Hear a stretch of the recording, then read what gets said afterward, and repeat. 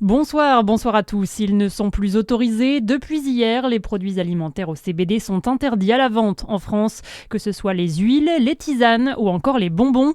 Une interdiction liée à la réglementation européenne. La filière redoute la disparition de plus de 2000 boutiques spécialisées.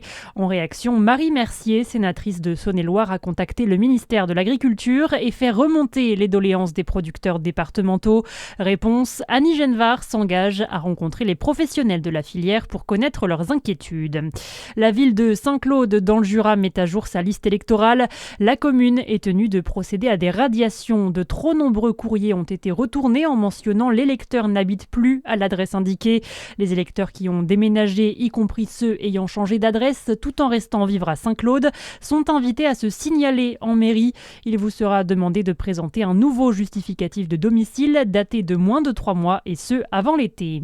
L'actualité, c'est aussi la maison secondaire des grands-parents du petit Émile, visée par une tentative d'incendie. Plusieurs départs de feu ont été éteints autour du logement situé au Auvernais la nuit dernière. Un homme de 78 ans a été placé en garde à vue et une enquête est en cours. Pour rappel, le petit Émile avait disparu en juillet 2023. Une partie de ses ossements ont été retrouvés un an plus tard. L'enquête est toujours en cours.